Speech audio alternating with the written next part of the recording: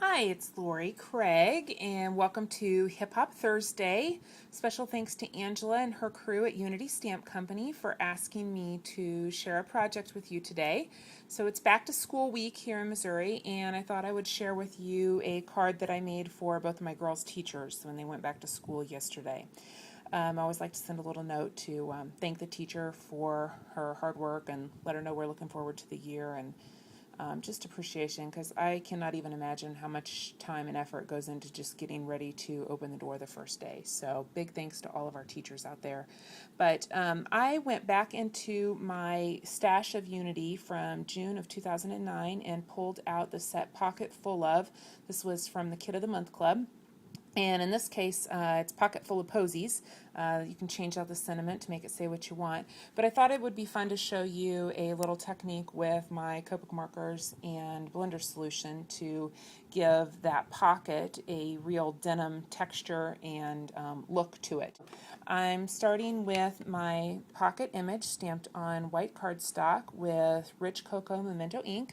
I'm going to be using two different Copic markers today, B91 and B93.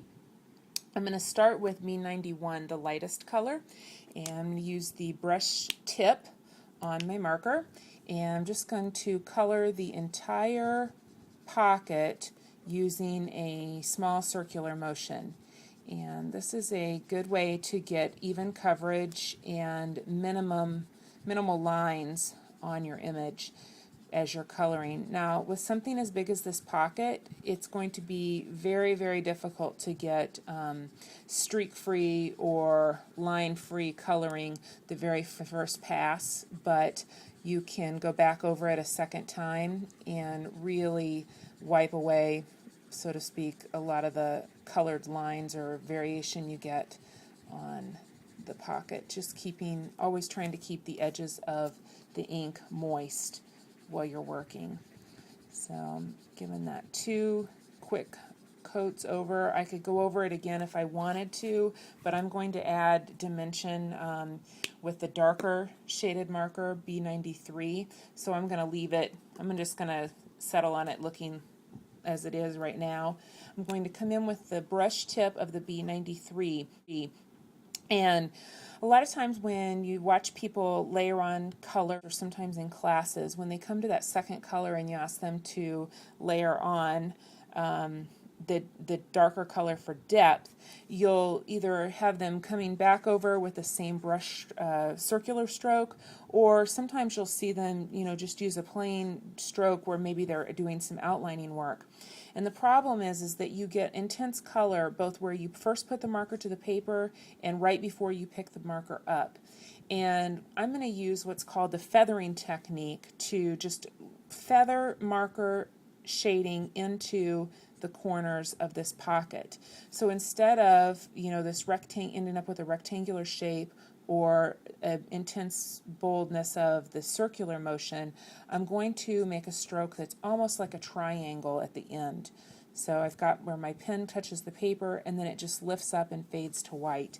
And that's going to let me bring in some darker color in the corner of that pocket, but making it very light toward the middle of the pocket and easy to blend in when I come back to smooth it out.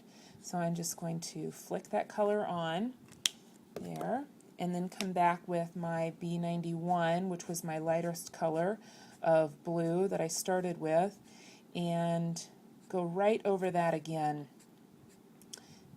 to kind of blend that dark or B93 in. And I'm just going to flick in toward the center.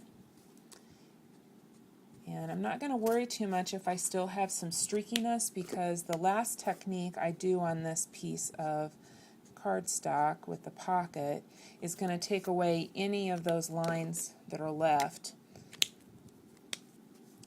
So